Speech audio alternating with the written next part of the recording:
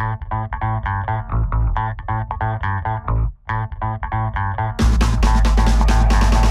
this is John Kohler with OKRod.com. Today we have another exciting episode for you. We're here at the 2014 Woodstock Fruit Festival. Everybody's having a blast, and man, there's so many cool things to do. Like, we're overlooking the lake. It's just totally beautiful here. There's an exercise class here earlier. But what we're going to do in today's episode is I've pulled Tim Van Orden aside. He's one of the presenters here. You can check him out online at runningrod.com. He has some amazing videos, and he's given several presentations here at this event. And one of the presentations that he's given is how to motivate yourself in no time at all, or something like that. And this is a whole 1 hour long presentation, and I can't share the whole presentation with you guys, but I want you guys out there, my YouTube viewers, to learn some of the things that are being taught here at the Woodstock Fruit Festival, because you were not able to attend. Hopefully we'll be able to see you out here in 2015, because besides just all the learning, this is just a blast. Having the community of people just eating tons of fruits and vegetables, and it's just so health-minded, and it's just like a nice break from the real world out there where you're getting criticized for doing something different here. It's just so nice because everybody's doing the same thing and we're all on the same page. So in this video, Tim's going to share with you guys how to motivate yourself in under 3 minutes so you can get more stuff done in your life. So, how to get motivated in under 3 minutes. Most people think that motivation is related to discipline or willpower. And what we know from modern psychology and neuroscience is that that's not the case. If you try to use discipline, if you try to use willpower, if you try to force yourself into action, you're going to fail. And the people that are the most consistently successful, because that's the important thing, to be consistently successful, not to succeed on one day or 1 out of every 10 days. You want to succeed every day. In fact, you want to succeed several times a day. Like, I've got to succeed when I get my green smoothie in the morning. I succeed when I run. I succeed when I stretch after a run. I succeed when I make my salad. I succeed when I go to the store and get my fruit. Every one of those is a success. And that's part of the answer. Celebrating those successes. Instead of looking at this big picture down the road and saying that, okay, when I lose the 100 pounds, then I'll celebrate. When I've been fully raw for a year, then I will celebrate. When I win the race, then I will celebrate. No.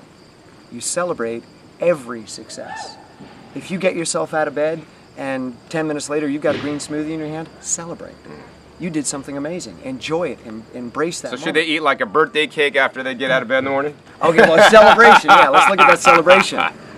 What do we most crave? What do human beings most crave? Love. Love and affection, right? You can give that to yourself. I'm not talking about that kind of affection. But what I've created is a personality inside of me. We all have different voices in our head. Yeah. Our brain is not one thing. There's a voice that's crying, and there's a voice that's talking to it or yelling at it, saying, I hate you, you're an idiot, you're weak, you're this, you're that. But I've taken that voice, like the conscious voice, the one that has words that come out of your mouth, because there's a lot of voices in here that never come out, and I've turned it into what I call the loving parent. So celebration for me looks like talking to myself, and I will say this out loud. So it's not a voice in my head, it's out in reality. I will say, Tim, you did a good job. You did it. You're drinking the green smoothie. I know you had a rough start today, and you did it. It's in your hand. You're drinking it. That's awesome. All right? And then I do a little dance. I do a little dance.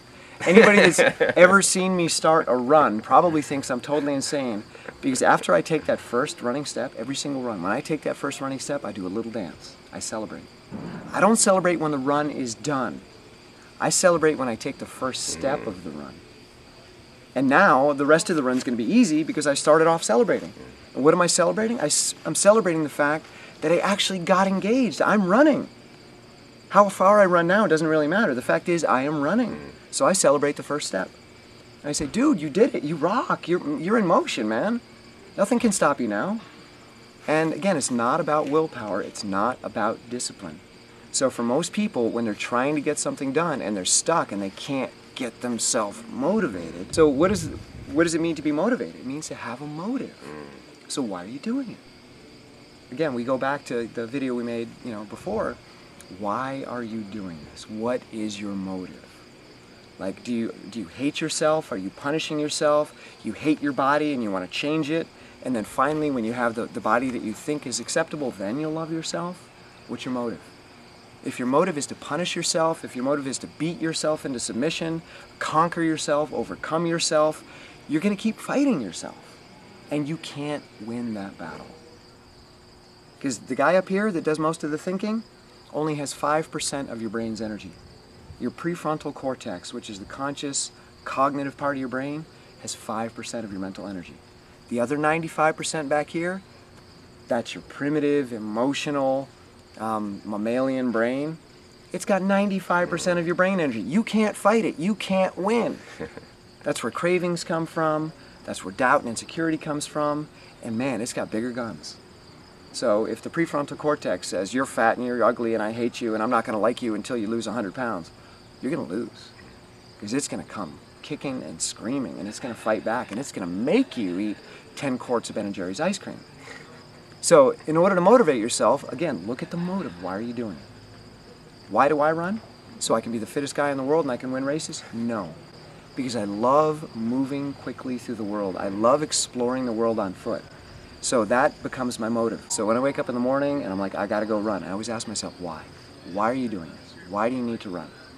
I'm running because I like it. I'm running because I want to go out and explore. Like today, I went around the lake and, just looking at the water and looking at the mountains and looking at the trees and listening to the birds. That's why, not because I want to be fit. Yeah, it's nice to be fit, but because I'm celebrating who I am right now in this moment. So number one, why are you doing it? And then find a good reason to do it. Find a reason that helps you right now, that makes you feel good right now, that gives you love and affection right now. I love green smoothies. I love them. I really do. But often I don't realize that until I'm drinking it. The moment that I wake up and I say, I've got to have a green smoothie, I don't love them yet. I'm not loving them yet. I finally start loving it when I taste the first swig and I'm like, oh, wow, okay, yeah, that's really good, But we often wake up in the morning and we're challenged, we're struggling. Maybe we had a stressful day, maybe we had a fight with somebody we care about, maybe it was a tough day at work, maybe we looked in the mirror, we didn't like what we see, we went to the doctor and they gave us a bad prognosis. So, maybe we're waking up challenged. And we don't feel like the green smoothie is going to give us the love and affection that we need. I want fatty, sugary, salty foods.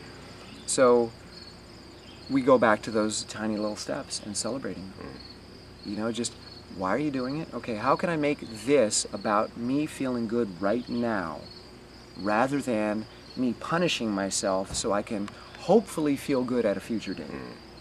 So that's really what it's all about. Wow. Focus on the why right now. How can this moment, how can this action give me a little bit of love and affection? Because you're getting something done, you're accomplishing something. So when I wake up out of bed and I pull back the covers and I stand up and I put my feet on the floor, I celebrate that.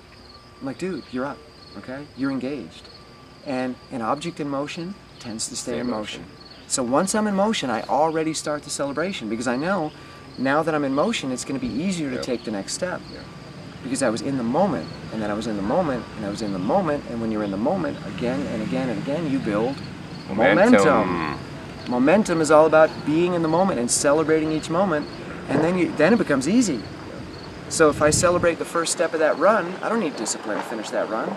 Man, I got momentum. I'm on fire. Wow. I'm out there dancing. I'm not running. I'm dancing. Wow. And the last step is to be gentle. All right? So realize that you don't have to conquer the world. So for a lot of people, motivation is I have to dominate, I have to beat myself, I have to really push beyond my limits. No, you don't. All you need is to be in action and to take a step and be gentle with yourself. I don't need to change the world today. I don't need to lose 100 pounds today. All I need to do is take a few steps and be gentle with myself when I take them and be kind, be loving, be affectionate, say it's okay. It's okay. Whatever's going on right now, it's okay. I'm here. I got you. Because this up here is the parent. This back here is the child. So I talk to my child and I tell him it's okay. Wow.